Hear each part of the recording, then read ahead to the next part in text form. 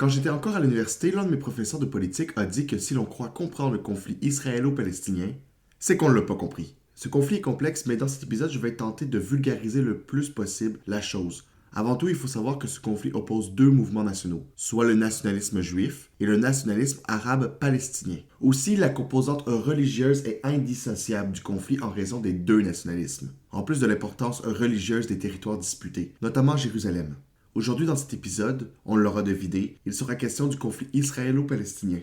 Bonne écoute. L'espace d'un instant, j'en reviens à mes premiers amours. Les balados ou les podcasts. Appelez ça comme vous voulez. Au lieu de me faire du mauvais sens à savoir comment les nommer, moi je préfère en écouter, puis en créer. Bonne écoute. La relation conflictuelle entre Israël et la Palestine remonte à l'Antiquité et regroupe de nombreux conflits, ce qui rend encore plus complexe leur relation. Quoi qu'il en soit, le conflit, disons plus contemporain, germe au début du 20e siècle. En 1917, pendant la Grande Guerre, le ministre britannique des Affaires étrangères déclare que la Grande-Bretagne va créer un foyer national juif en Palestine. En 1920, le mandat britannique est établi sur la Palestine, faisant de la Grande-Bretagne le mandataire de la Palestine jusqu'en 1948. Au début des années 20, l'Agence juive est créée. Cette agence juive achète des terres aux Arabes dans le but de fonder un éventuel territoire juif reconnu à l'international. Ces ventes de terres mènent à une série d'affrontements entre les Arabes et les Juifs durant les années 20.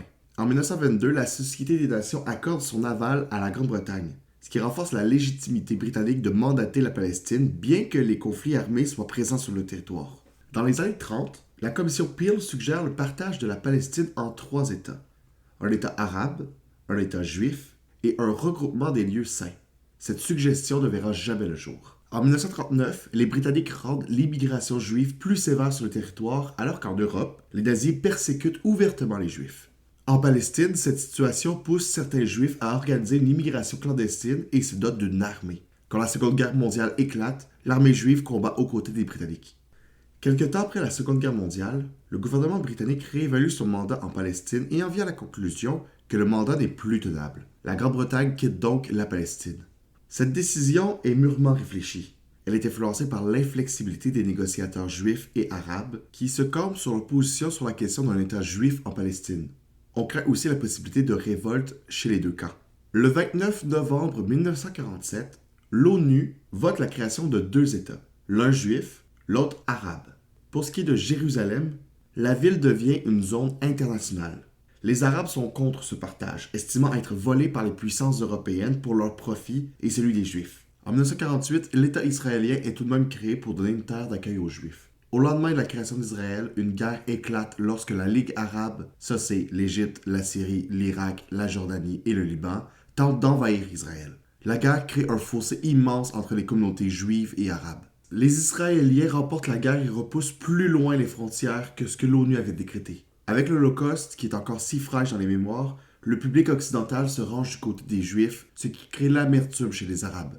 Du côté d'un éventuel État de la Palestine, on s'organise tranquillement pour une indépendance. La Palestine est proclamée État indépendant le 15 novembre 1988. Israël dénonce cette proclamation d'indépendance, mais une vingtaine de pays reconnaissent la Palestine comme un État indépendant, dont plusieurs États arabes et Cuba.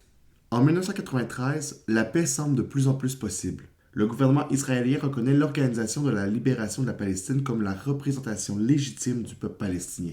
Du côté des Palestiniens, Yasser Arafat accepte le droit d'Israël à une existence en paix et en sécurité. On est sur la bonne voie. Finalement, le traité de paix s'enfonce dans une série de combats qui radicalisent la majorité des courants politiques en place. Des années 90 jusqu'aux années 2020, Israël et la Palestine sont tantôt en guerre, tantôt en conflit dans certains secteurs. Si on observe la tendance depuis la création d'Israël en 1948, les Israéliens gagnent du terrain, agrandissant le territoire en défaveur de la Palestine. Voilà, c'était un résumé du conflit israélo-palestinien des dernières années. Complexe, ce conflit repose sur des composantes religieuses, territoriales et politiques, et n'a malheureusement pas terminé de faire couler du sang.